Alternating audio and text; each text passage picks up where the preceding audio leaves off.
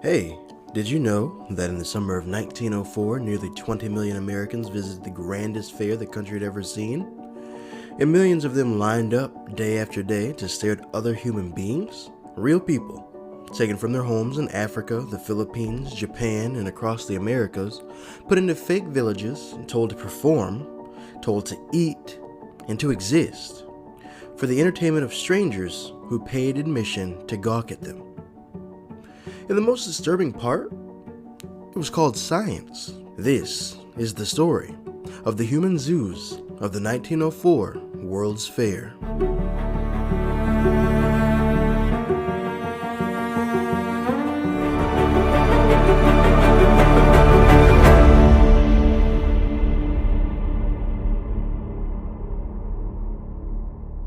Welcome, ladies and gentlemen, back to another episode of Hey Did You Know, where we dig up the weird, the forgotten, and the downright strange corners of America. Before we dive into the story, as always, make sure you hit that like button, make sure you hit that subscribe button, and make sure you hit the notification bell, because you're not going to want to miss any of the stories that we have coming up. We release new stories every other Wednesday, and don't forget to leave a comment, because I love to know what you guys think about the episode. But now, let's go back to St. Louis, Missouri, in the spring of 1904. It was supposed to be a celebration. The 1904 Louisiana Purchase Exposition, also known as the St. Louis World's Fair, was organized to mark the 100th anniversary of the Louisiana Purchase, the land deal that had doubled the size of the young United States back in 1803. And as the celebration of American power didn't disappoint, the fair stretched across 1,200 acres of land, and there were more than 1,500 buildings, connected by 75 miles of roads and walkways. Visitors marveled at new technology like the X-ray machine. They tasted foods they had never encountered before. More than 60 countries sent exhibits, and 43 of the then 45 American states had pavilions. Former President Grover Cleveland showed up to the opening ceremony, and by most accounts he got a louder applause than the sitting president, Theodore Roosevelt. By the time it closed on December 1st, 1904, nearly 20 million people had walked through its gates. But among the dazzling waterways and the grand halls of art and industry, there was something else. Something that today is almost impossible to look at directly. Because the 1904 Awards Fair wasn't just a showcase for American technology and prosperity.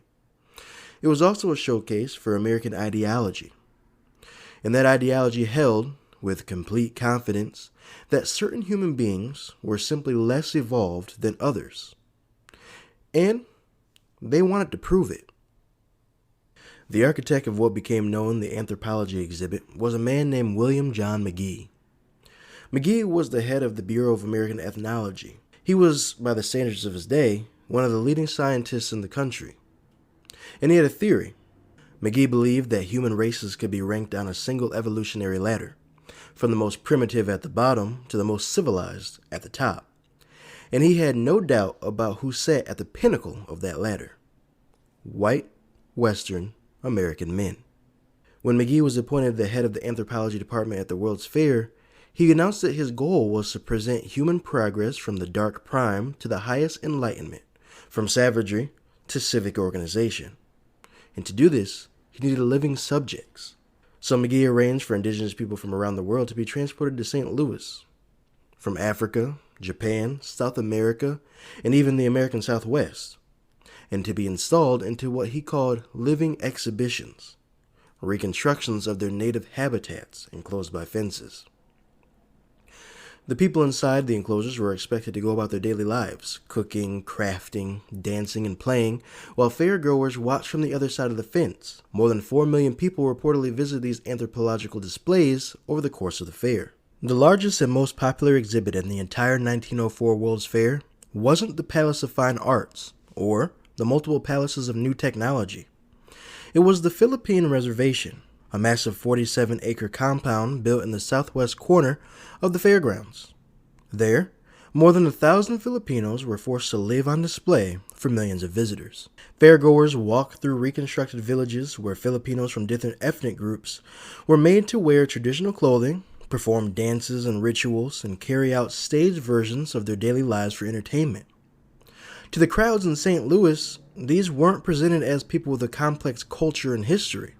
They were presented as spectacles. And the reason this exhibit existed ties directly to America's growing empire. Just 6 years earlier, the United States had defeated Spain in the Spanish-American War and acquired the Philippines as a colonial territory. But the Filipinos did not willingly accept American rule, and the Philippine-American War followed, a long, brutal conflict fought against annexation that officially ended in 1902. More than 1,100 Filipinos from at least 10 different ethnic groups were transported to St. Louis at a cost of $1.5 million, roughly $39 million today. Some were members of the Philippine Scouts, and others the Philippine Constabulary. Others were selected for a much darker reason. The Igorot people, a mountain society from northern Luzon, were specifically chosen because American officials considered them the least civilized. And in reality, the Igorot had a rich and ancient culture. They had resisted Spanish colonization for centuries and fiercely defended their independence long before the Americans arrived. But at the fair, organizers deliberately portrayed them as primitive in order to justify Americans' colonial rule over the Philippines. Now, the indigenous people on display at the fair weren't always from overseas. One of the most surreal images of the entire event was this one: Geronimo, the legendary Apache war leader, the man who had resisted the U.S. military for decades and became one of the most feared figures on the frontier, spent his summer of 1904 sitting in a booth in the fair's Apache village selling his autograph for a quarter. He was 75 years old, and he had been a prisoner of war for nearly 2 decades, held at Fort Sill in Oklahoma. The United States government had denied his repeated requests to return to his homeland in the Arizona Territory. And so, Geronimo lived in the Apache Village exhibit from June through October of 1904, on display as a living relic of the frontier. Visitors came by the thousands, not to learn, but to see the man they had spent decades fearing. He signed autographs for 10, 15, or even 25 cents depending on the buyer. He sold photographs of himself for a quarter and kept 10 cents for each sale. He even sold the buttons off his coat to souvenir hunters. And according to at least one account, he seemed to have a curiously large supply of buttons to sell. A Boston newspaper reported that he could be found sitting in his booth whittling bows and arrows and selling his autographs to anybody who walked up. And by the time that the fair ended, Geronimo had reportedly made more money than he'd ever made in his life. During his time, Geronimo even met a young Congolese man, who we'll get to next, by the name of Otabenga. They reportedly became friends during their time at the fair. The old Apache warrior grew to admire the young man, and before the fair ended, Geronimo gave Otabenga one of his handcrafted arrowheads, and it became one of Benga's most prized possessions. So let's dive deeper into Otabenga, with a story that, more than any other, defines exactly what the 1904 World's Fair was willing to do to a human being. He was a member of the Mbuti people, born around 1883 in the forests of what was then the Free Congo state, privately owned property of King Leopold II of Belgium, where millions of Congolese people were dying under a regime of forced labor and unspeakable violence. When Otabenga was still a young man, soldiers from Leopold's militia raided his village. His wife and his children were killed while he was away on a hunting expedition. He returned to find his family gone, and unfortunately was later captured by slave traders and put to work. That's where an American businessman by the name of Samuel Phillips Verner found him in early 1904.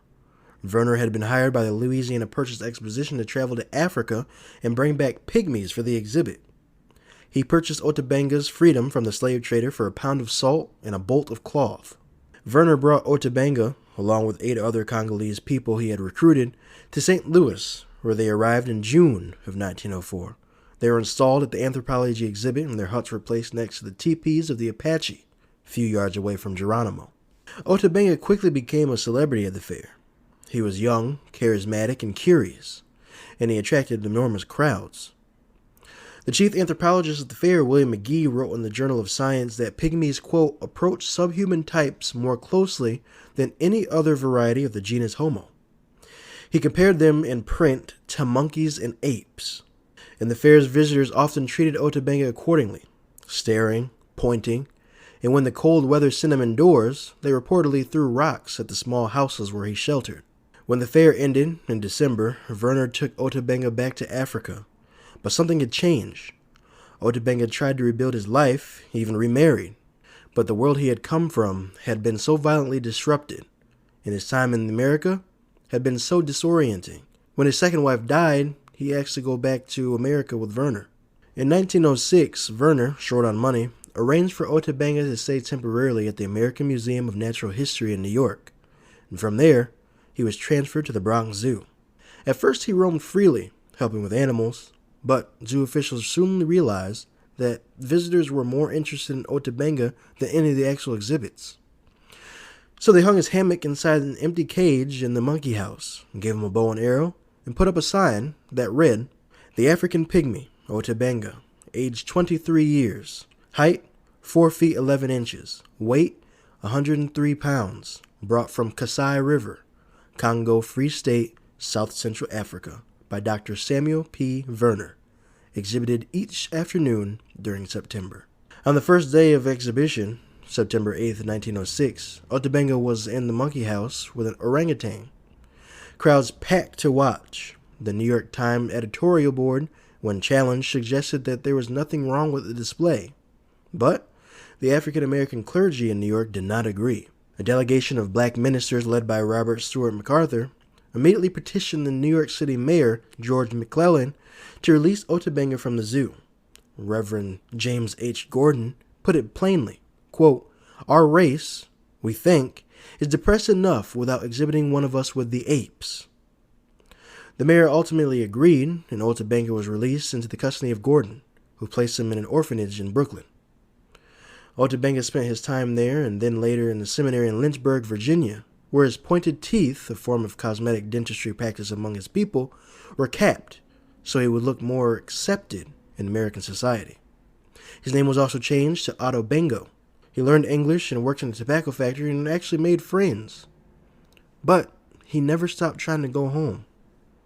When World War I broke out in 1914, transatlantic passenger ship travel stopped, and Otebenga was stranded. The Congo he had come from, the forest, the people, the life, was now completely out of reach. And on March 20th, 1916, Otebenga took a revolver and shot himself in the heart. He was buried in Lynchburg, Virginia, and in 2017, over a century later, a memorial plaque was finally dedicated to him. And in 2020, the Wildlife Conservation Society issued a formal apology for what the Bronx Zoo had done. Now, there is one more final chapter of the story of the 1904 World's Fair that deserves to be told, and it involves the Olympic Games. That summer, St. Louis also hosted the third modern Olympic Games, the first Olympics to be held in the United States. But the Games were somewhat overshadowed by the fair itself and reduced to almost a sideshow. Except for one event, which was memorable for all the wrong reasons. It was called Anthropology Days, organized by James Sullivan, the chief organizer of the 1904 Olympics, in partnership with William McGee. Anthropology Days was exactly what it sounded like. Men from the ethnic displays at the fair, Igorot, Apache, Innu, Congolese, Patagonians, were recruited to compete in athletic events. The stated scientific goal was to compare the physical abilities of what Sullivan called, quote, savages, against those of civilized men. The indigenous athletes were given no real training, no proper translation of the rules, and no preparation of any kind. The assumption of the organizers was that these men, whom were considered biologically inferior, would naturally underperform. But here's what actually happened. The indigenous athletes performed quite well. The results so thoroughly failed to prove the point that even the organizers themselves were embarrassed. Pierre de Coubertin, the founder of the modern Olympics, later called Anthropology Days, quote, an outrageous burlesque, and that will never be repeated. And he was right. It was never repeated. The 1904 World's Fair eventually closed, and most of its 1,500 buildings were torn down. Forest Park, where so much of it took place, still exists in St. Louis today. The people who were exhibited didn't simply get to go home and move on. Some of them died during transport. Some returned to homelands that had been shattered by the same colonial violence that had put them on display in the first place. And some, like Otebenga, found that there was no longer a place in the world where they fully belonged. And what's perhaps the most chilling part about the 1904 World's Fair is that almost none of the people who organized it thought they were doing something wrong. William McGee genuinely believed he was doing science. Samuel Werner thought he was helping. The newspapers reported on exhibits with curiosity and excitement, not horror. And that's what makes history so unsettling. Not that there were monsters at the fair. There weren't. There were ordinary people fully convinced that the most dehumanizing spectacle imaginable was perfectly normal, reasonable, and even educational. And that raises the question that I want to leave you with today. If the people in 1904 couldn't see what they were doing, what might we be doing right now that the people in 2126, 100 years from now, will look back and think about with disbelief? Let me know in the comments what you think. I'd love to know. But thank you all so much for listening. If you found this episode a little bit interesting, please share it with a friend. And don't forget to follow, because you're not going to want to miss what we have coming up next. Because next time, we're stepping into one of the strangest and most disturbing Cold War experiments ever conducted by the United States government. In the 1950s and 60s, the CIA secretly opened apartments and brothels in cities like San Francisco and New York, where unsuspecting Americans were dosed with a drug, while agents watched behind two-way mirrors to study exactly how people could be manipulated, controlled, and broken. Until next time, thanks for listening.